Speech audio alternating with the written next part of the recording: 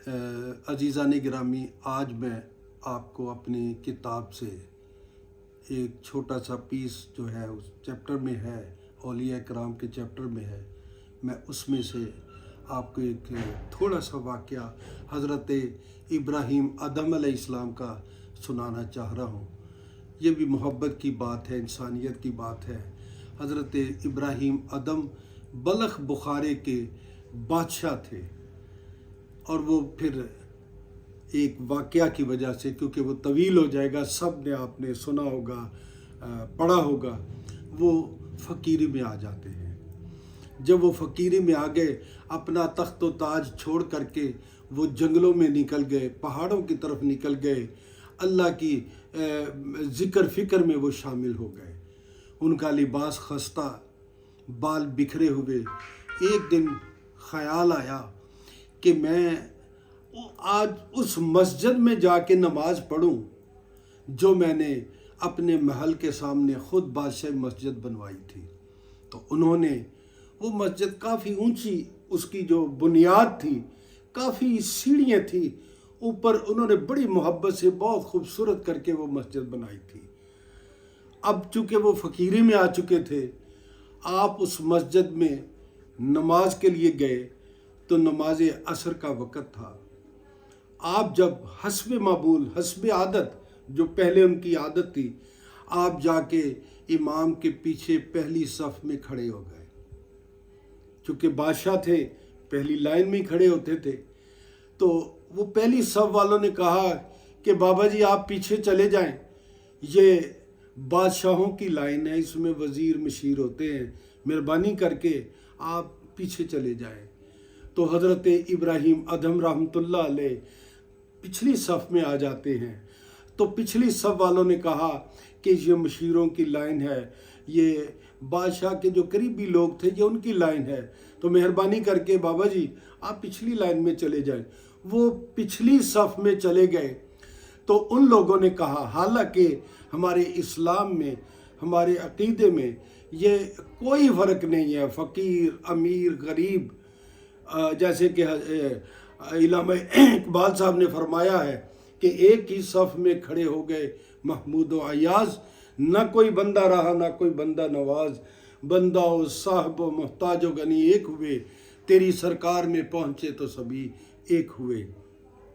जब वो तीसरी सफ़ में आए तो उन लोगों ने कहा कि बाबा जी माजरत के साथ मेहरबानी करके ये ख़ास लोगों की लाइन है, आप ज़रा पिछली सफ़ में चले जाएं। तो हज़रत इब्राहीम आदम रहमतुल्लाह अलैह, जिन्हें उन लोगों ने पहचाना नहीं था हुलिये की वजह से, बाल बिखरे होने की वजह से, आप पिछली सफ़ में गए तो उन्होंने कहा कि बाबा जी ये आम लोगों की लाइन ज़रूर है, आम लोगों की, लेकिन आप मेहरबानी करके ज़रा पिछली सफ़ में चले जाएं। तो हज़रत इब्राहीम आदम रहमतुल्लाह अलैह पिछली सफ़ में चले जाते हैं, यानी आखिरी सफ़ में चले जाते हैं। जब नमाज असर हो चुकी तो हज़रत इब्राहीम आदम रहमतुल्लाह अलैह जाके अपने जूते मुबारक पहनने लगे तो किसी की ठोकर लगती है तो आप सीढ़ियों से नीचे गिरना शुरू हो जाते हैं। सीढ़ियों से गिरते गिरते गिरते गिरते गिरते, चूँकि वो सीढ़ियाँ काफ़ी तवील थी, आखिरी सीढ़ी पे आके गिरते हैं तो आपने ऊंची ऊंची रोना शुरू कर दिया। जब ऊंची ऊंची रोना शुरू कर दिया तो एक आदमी जो जानी जानता, जो पहचानता था, उसने कहा, इब्राहीम आदम अब रोता क्यों है, अब क्यों रो रहा है? आपने फरमाया, मैं चोटों की वजह से नहीं रो रहा, मैं इसलिए रो रहा हूँ कि जब मैंने ये मस्जिद बनवाई थी तो इसकी बुनियाद मैंने काफ़ी बुलंद करके, इतनी सीढ़ियाँ मैंने खुद तो बनवाई थी।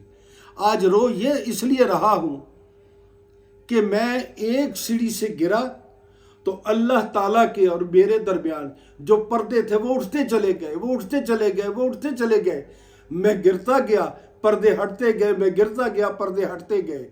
आखिरी सीढ़ी पे आके इसलिए रोया हूँ कि काश मुझे अगर ये इल्म होता कि मेरी बात इसी तरह ही बननी है, सीढ़ियों से गिरते गिरते ही मेरी बात बननी है, तो मैं آج سوچ رہا ہوں، آج رو رہا ہوں کہ اگر یہی معاملہ میرے ساتھ ہونا تھا، اسی طرح میری آنکھ کھلنی تھی، تو میں اس مسجد کو آسمان تک لے جاتا، میں قیامت تک گرتا ہی رہتا، پردے ہٹتے ہی جاتے۔ تو یہ تھی اولیاء اکرام کی بات۔ میرا صرف مقصد یہ ہوتا ہے کہ آپ کو اچھی باتیں بتلائی جائیں، اچھا پیغام دیا جائے۔ آپ یہ دعا فرمائیں کہ اللہ تعالی ہمیں بھی عمل کرنے کی توفیق عطا فرمائے۔ علامہ اقبال صاحب ایک بات فرماتے ہیں کہ ملا کی شریعت میں فقط مستی گفتار، ملا کی شریعت میں فقط مستی گفتار، صوفی کی طریقت میں فقط مستی احوال، شاعر کی نوا مردہ افسردہ بے ذوق، اپنی نفی کرتے ہیں۔ شاعر کی نوا مردہ افسردہ بے ذوق، آفاق میں گم ہے جہاں زمین و آسمان ملے نظر آتے ہیں، آفاق میں گم ہے نہ خوابیدہ نہ بیدار، وہ مرد کلندر نظر آتا نہیں مجھ کو، ہو جس کے رگو پے میں فقط مستی کردار۔ تو آپ دعا فرمائیں کہ ہم جو کہتے ہیں ہمیں اس پر اللہ تعالی عمل کرنے کی توفیق عطا فرمائے اور ہمارے لیے آسانیاں پیدا فرمائے۔ ہم تڑپتی، بلکتی، سسکتی، دم توڑتی انسانیت کے لیے کچھ نہ کچھ کرتے رہیں۔